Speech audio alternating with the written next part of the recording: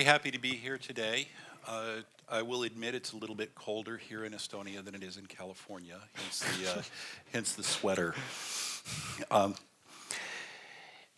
of the things that I really want to talk about today as it pertains to business models is what I call the voice of the customer. Previous speaker talked about the business model canvas, and it has a number of places that as you go through any kind of modeling process, you need to think about what is the value proposition. And I'm going to talk about the voice of the customer in the value proposition, also in terms of customer segmentation.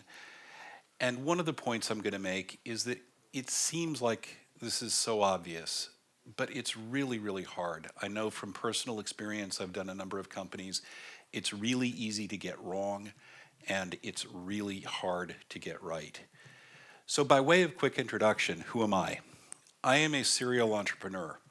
I smiled at your story. I started my first company in the 5th grade. I actually sold a company when I was 18 for $1,000. At that time, that seemed like all the money in the world. Second company I sold when I was in college. Yes, I'm the old guy in the room. Third company built and sold to EDS. And as part of my contract for having sold that company, I ended up having to be at EDS for 5 years. A very good company, has a wonderful role in terms of the marketplace, not the place for me. I learned very quickly that I'm not a big company kind of guy. Then in the late 90s, I started another company, which is still around today, known as Avanade. We took it from 4 guys sitting literally at a bar. Very small group of people, quickly became 10, quickly became 12.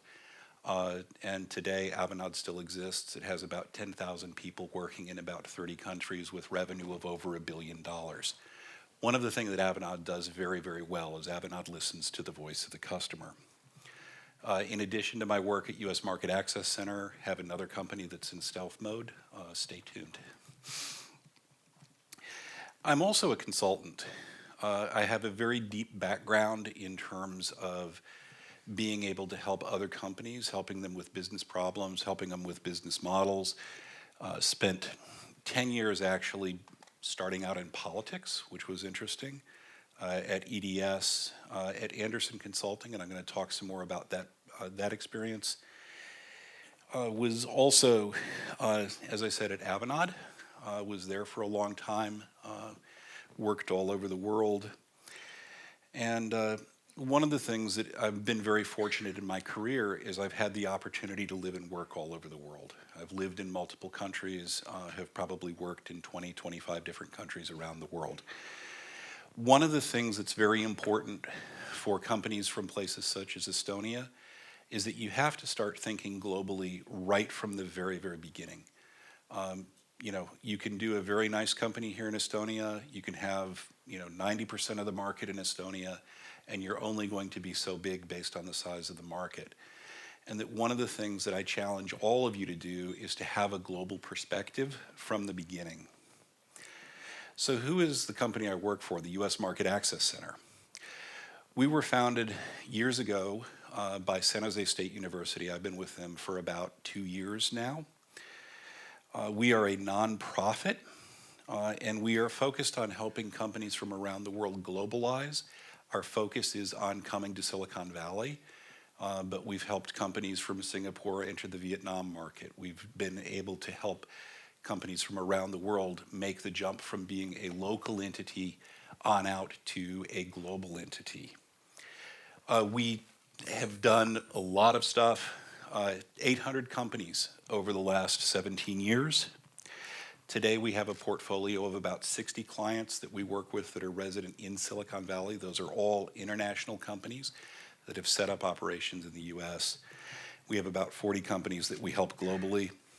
One of the real strengths that we have is a pool of mentors. We have now about 90 Silicon Valley veterans who all play a role in our organization in terms of helping companies grow. So why am I talking about the voice of the customer? A long time ago in a galaxy far, far away, I was the new kid at Anderson Consulting. I thought I knew it all. And then I was assigned to a project with a guy by the name of Vic Ryden. Vic was the man. He was one of the most successful partners in the firm. And I learned an amazing amount of stuff from Vic. And part of what I'm going to do in this is I've called out sort of my lessons for the day. Lesson number one is if you don't have a mentor, go get one. As I said, I thought I was the person who just sort of knew it all. And I was oh so wrong. Why do I focus on this? And you'll hear in a lot of presentations, you'll hear from Startup Bootcamp, you'll hear from a lot of people about the roles of the mentors. There's a group in Silicon Valley that over the last year has done something called the Startup Genome Report. If you have not seen it, go online, find it, download it, read it. It's one of the best pieces of work in terms of what is it that makes companies successful? What is it that makes startups successful? They analyzed 650 startups, 150 of which got funded. And the really interesting thing that came out of this is companies could raise money, but by the time they needed to raise money to grow, by the time they needed to raise money to scale, one of the questions that was asked of the companies was, do you have a helpful mentor? If you look at the chart, the red line are the companies that said, I didn't have a helpful mentor that got funded. The green line is the companies that had a helpful mentor. The only companies that raised money to scale were companies that had a mentor. It wasn't that one company that didn't have a mentor did it. It wasn't that two didn't have a mentor did it. There was a direct one-to-one correlation. If you do not have a mentor, you are not going to raise the money that you need to scale. I was actually really very surprised by that. Went back and actually looked at the raw data, talked to some of the people that did the study, and there is a direct one-to-one correlation there. So when I talk about Vic, I talk about learning from the master. He may be the best salesperson that I ever worked with. So lesson number two from him, which he shared with me over dinner after he had just closed a $100 million deal. Anybody that in one deal closes $100 million, I'm going to sit down and say, okay, how did you do it? And I said, I'm the new kid. What is it that I need to know? Okay, I want to be like you. And he said, well, Chris, the very first thing you got to remember is they have lots of money and we want it. And I was like, well, yeah. And he went on to talk more about that. But being an entrepreneur, and at the time Andersen Consulting was a very, very entrepreneurial organization. Being an entrepreneur ultimately is about making money. If your organization doesn't make money, if you don't bring revenue in, and if your revenue does not exceed expenses and you don't turn a profit, you're not going to be around. You'll burn through your cash, and you'll wake up one morning and you'll have nothing to show for it. So lesson one, just remember, they have money and we want it. We went on and we probably talked for about 3 hours that night. And one of the other lessons that I had to learn from that was just because you want it doesn't mean that they have to give it to you. You know, if I could walk around and say, would everyone here please give me 20 euros? That's nice. I'd like the money, but just because I want the money doesn't mean that you have to give it to me. What your job as an entrepreneur is ultimately to figure out how to make them want to give it to you. If you look at Apple, if you look at iTunes, their unique innovation was to say, I'm going to get people to give us $1 at a time. I'm happy to give $1 at a time so that I'm not actually pirating the music. And they made it easy to give the money. The other piece is that you need to make them really happy to do it. Every single one of you probably has a favorite food. I have a favorite food. I have chocolate problems. And there are certain chocolate that I'm really happy to go to the store and I'm really happy to give them the money and say, I can get this particular bar of chocolate. Your job is not just to have customers want it to give it to you. People talk about customer delight. They talk about a lot of different things. But as you think about your business model, you need to think about how are you going to motivate them to give you the money. Not just, oh, here it is, okay, have a nice day, please do this for me. And the last piece of this lesson is your customer gets to define value, not you. And this is probably the single biggest mistake that I see entrepreneurs around the world do, is that they believe that they have figured it all out. And I know where value lives. It lives right over there. But you don't get to decide. You can sit and yell at a customer and say, give me your money. You can yell at them and say, but this is important to you. You can say, but you want to do this. Your customer gets to decide. I was coaching one of the companies this morning at a coaching session that we had. And the analogy that I used is that I drive a Volvo, okay? I have lots of kids. Volvo's great. It's nice and safe. But it's brand new. I bought it last year. Someone could come to me with a brand new car and they could say to me, Chris, you really, really want this new car. But I don't want it. It is of no value to me. I'm not just going to go buy a new car because somebody has asked me to buy a new car. You have to allow your customers to define value. One of the really, really great things about finding ways to listen to the voice of the customer is it gives you that reality check. One of the great things I love this picture, right? The biggest piece of this is called the ability to create your own reality. Entrepreneurs are really good at this. We love creating our own world in which these things are all really important and it really matters and it's the greatest thing that ever was, right? The voice of the customer keeps that in check. The other thing I love is patience, the tiniest little sliver. All of us are just really, really, as entrepreneurs, we're not patient. I call this, others have called it, I don't even remember where I heard the term first, but it's a reality distortion field. We live in our own little bubble as entrepreneurs and we slave away and we sit up late at night. We're at the office until midnight coding away on whatever the next great thing is going to be. But until we go out and make contact with the customer, none of our own private reality matters. It's a great theory. It's a great science experiment. But we have to get out in the field and we have to be able to validate it so that we can take that big bubble, right?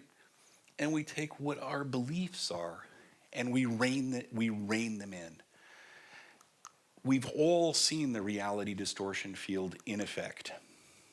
Some of my favorites are, right, we're going to be bigger than Google. If I have heard, 15 entrepreneurs say that, it's amazing. I love also the Paperclip theory of reality, which is the worldwide market for paperclips. There's 1 trillion paperclips sold every year. And they're a penny each. And if I can just capture 0.001% of that market, how hard could it be to capture 0.001% of the paperclip market?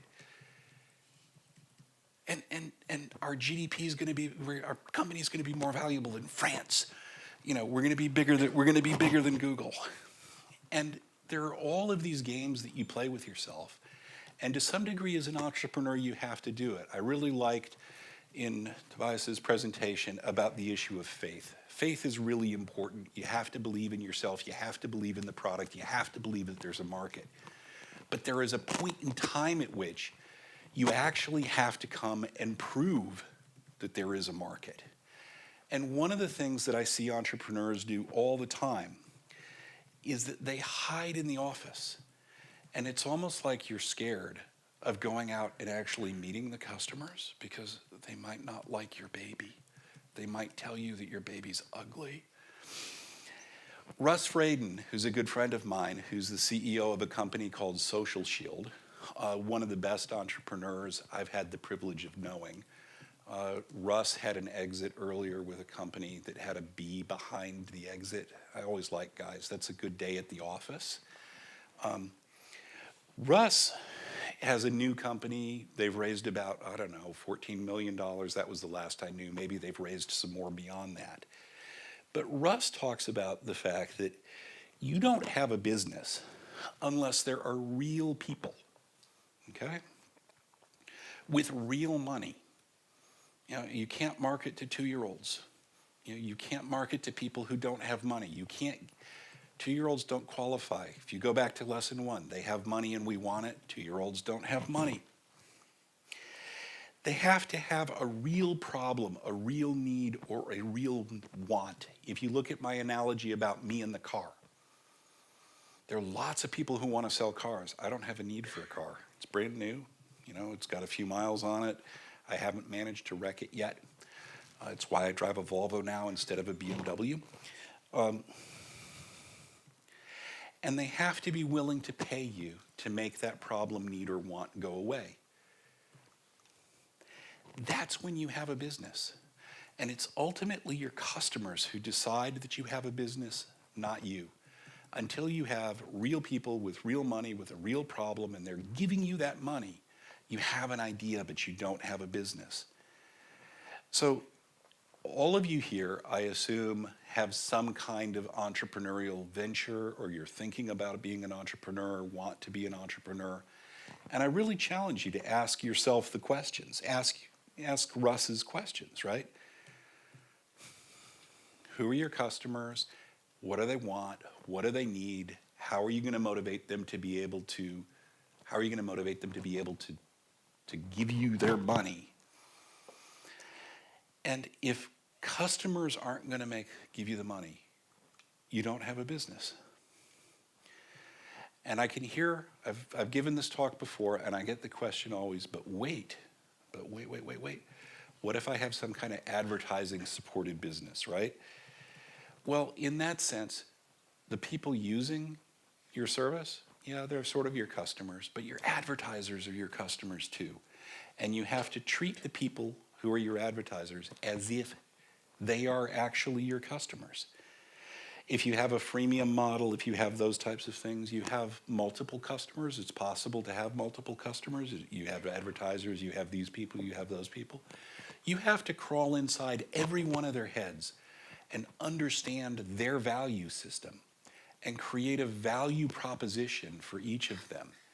And it's a value proposition in their terms, not yours. You have to be really clear who your customers are, and you have to be really clear as to how they define value. I'm going to touch very briefly on the lean startup model. I don't know, again, how many of you are familiar with the lean startup model? That's good. If you're not, I would recommend that you go look it up online. The lean startup model is all about learning. It's all about iterating. It's about being able to go and listen to your customers, testing your value proposition, testing your value proposition, testing your value proposition until you can get the business model right, until you find that combination of things that people want to pay you for. You have to be careful, though, as you go out and test, that you actually find real people. I can't go to my daughter and say, hey, sweetheart, what do you think about this? Because she'll be like, oh, Dad, it's great, it's brilliant, I'd give you a lot of money. Now, you have to be very careful that you don't find a way to include your reality distortion field in this process. I've watched people do it. But the lean startup model is a really nice way to be able to bring that voice of the customer in. There is a really interesting mobile gaming company that I am familiar with, and I actually wanted to be able to discuss them in greater detail, but I wasn't able to get a hold of the leadership team to get permission to go into great depth about it. But if you look at mobile gaming, the business model ultimately revolves around being able to attract large numbers of users. Mobile gaming is not about charging one person $1 million, it's about charging 1 million people $1. And that you have to be able to attract them, keep the eyeballs, keep people busy, and ultimately, how do you understand whether or not your game is being successful? You also need to find a way to be able to limit the amount of money that you spend on games that are not going to go anywhere, that are not going to do anything. So they've developed an interesting model that involves putting games very quickly out into beta. They believe in the lean startup model, and they have developed something that they call fast to die. They put a game out into beta, and if within 2 weeks it's not starting to show signs of traction, if it's not starting to show signs of going viral, they kill it. Because their pattern analysis showed them that if a game doesn't go viral within 2 weeks, it's not going to go viral. So why do I even want to finish the development of the game? Why do I want to spend marketing resources? Why do I want to spend development resources on it? I just want to kill it. So does it work? The numbers speak for themselves. They only raised $5 million, only. They didn't raise more than $5 million because they didn't need more than $5 million. 50 million downloads. It's because the model works. That they constantly look at their customers, they look at what their customers want, they listen. They've actually incorporated, because of the beta process, that customer voice feedback loop into what it is that they're doing, so that the games that they put out are all very, very successful. With the U.S. Market Access Center, we spend a lot of time working with companies in terms of how do they incorporate the voice of the customer into their work. It's also a challenge for international companies, for companies that are going global, that what customers want in one country is not necessarily what they want in another country. We've actually put in place a program this last year that we piloted. We took 54 companies through a process, and at the end, we sort of winnowed down to there were about 13 that really had business models that worked and very accurately incorporated the voice of the customer. And today, those companies are doing partnerships with the brands that you see up there, and 2 of them were acquired. So the process of being able to bring that voice in is really, really critical. And it's one of the things, you can have the right people, you can have the right team. I love the business model canvas and that it really neatly lays out all of the different components. But unless you find the way to bring the voice of the customer in, you're not going to be successful. Happy to take whatever questions you might have, talk about different experiences. Love to hear your experiences, your thoughts. And again, thank you all for letting me come talk with you all today.